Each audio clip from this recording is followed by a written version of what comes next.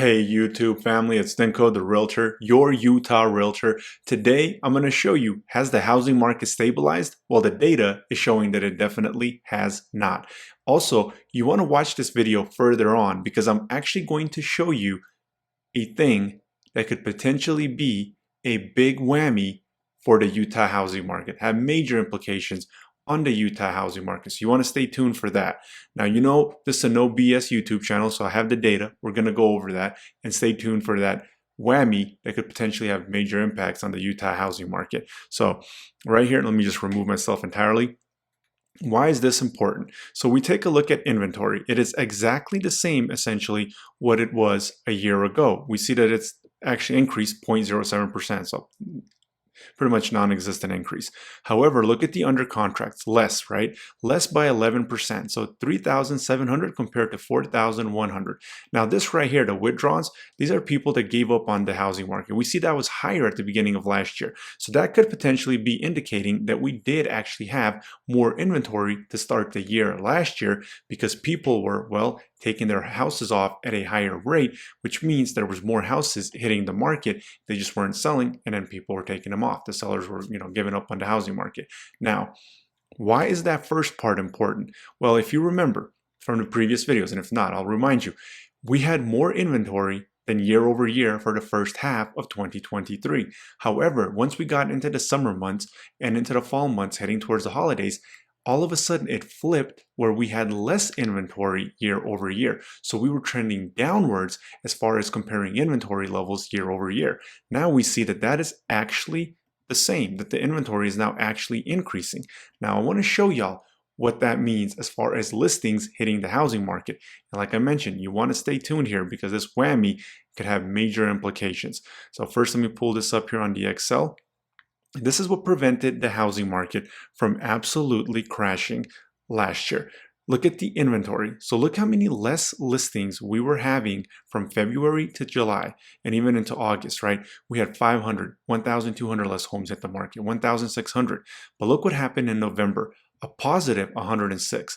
In December, a positive 256. So all of a sudden, starting at the end of 2023, inventory actually started hitting the market at a higher rate and inventory started going up, right? So more houses hitting the inventory.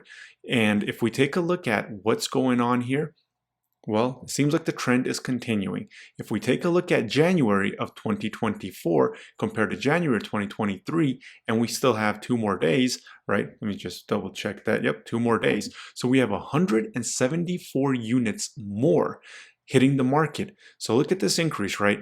106, 256. This is probably going to be, around 300 by the time it's over.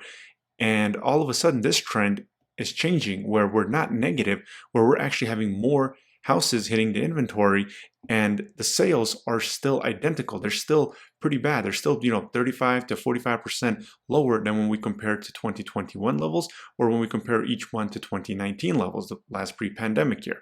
Now, what is going on here? Well, look at that. When we started January, look at the inventory levels, right?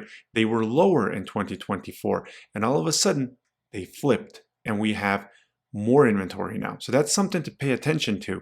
Oh, I actually did not flip that over. So right here we go. So if we take a look at the blue line, we had less inventory at the beginning of January. And all of a sudden, towards the end, it started flipping where we have more inventory year over year.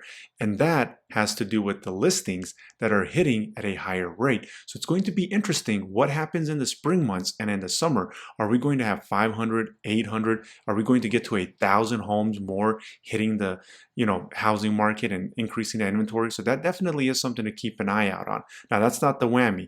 I'm actually going to share the whammy here right now. Check this out. Remote workers bear the brunt when layoffs hit.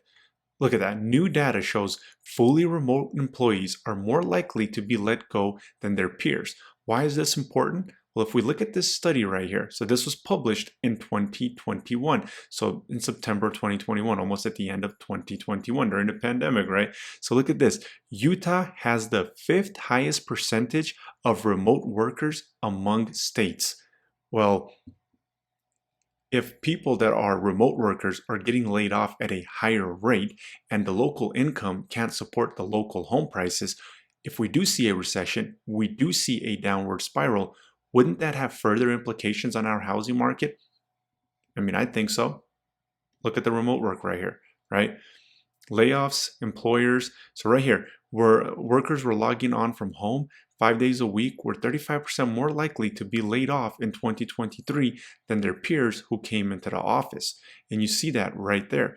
And well, if we have the fifth highest, then maybe we're going to be affected by these layoffs more than some other states, right? I mean, if we're looking at the numbers. Now, take a look at this right here. This is the 10-year. So if we analyze the 10-year here, 10-year swings back above 4% after December job report. And remember, interest rates were supposed to just trend downwards and downwards, and it was supposed to be lower rates, Fed cuts, and all of a sudden that March Fed rate cut is a smaller probability. I mean, they had it as much as like 70, 80%, and it fell down as much, I believe I read an article like 20 something percent. Then it went to 30, now they have it back to like 40. So you see that that Fed rate cut is not happening just quite as fast. Then if you take a look over here, to this next article, this is all happening within weeks, months, days of each other. 10-year Treasury yields pull back after GDP data shows slowing inflation and strong growth. So all of a sudden it showed that inflation was coming under control, but yet GDP was growing. Well, also when you're comparing year over year, comparing to a higher inflated number, well, it's going to look better. It's because they don't care about bringing it back to normal. They just care about how much it's growing to the future. So when we're comparing this, it's actually skewed. It's not saying, oh, hey, inflation is gone. No, that inflation is still there, right? That 10%, 20% inflation is still there. It's just that they don't want it to continuously increase. So they don't care that it's hard to get by, hard to make the bills. And that's what I'm saying. This is what you have to pay attention to. Are they going to just continuously print this money? I mean, look at the amount of money that they've just been printing here in the 2000s. I mean, in the last 20 years, we have literally printed more than double our national debt. So are they going to continue doing that? You also have to ask yourself, if this is what our growth is on, how much of it is false growth? So if this does burst, this, national debt, and of course, that money seems to never stop. The printer seems to never run out of ink, and it seems like we have trees for days. So I don't know when this is going to stop, but it's the amount of money printing. That is something that we have to keep an eye out on. And if you take a look at all of this, nothing has stabilized. The economy hasn't stabilized. The housing market hasn't stabilized. And if you just analyze what's going on, right? I mean, interest rates were supposed to be plummeting starting in December going into this new year, and they have not. So look at that. I mean, nothing here is making any sense. So it's safe to say that nobody knows what the heck is going on. And let's do the 10-year, right? So if we take a look at the 10-year, and then we'll end this video here. So I'm going to try to keep this one short. It's 8 minutes, so maybe it'll be 9. But look at this 10-year. Look at that. When we started the year, look how much higher we were year over year. Look at that. It actually dipped at the beginning of January and in the month of January. And it actually went up in February.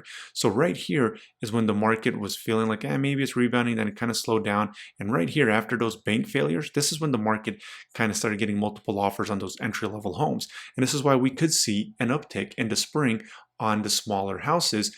And that uptick most likely will happen if we don't see a recession. However, if we do see a recession, and on top of that, we have inventory levels that are now starting to go up year over year, it's going to be interesting how all of that is to unfold. And these interest rates staying higher for longer is actually not good for the housing market. It's not good for a lot of things.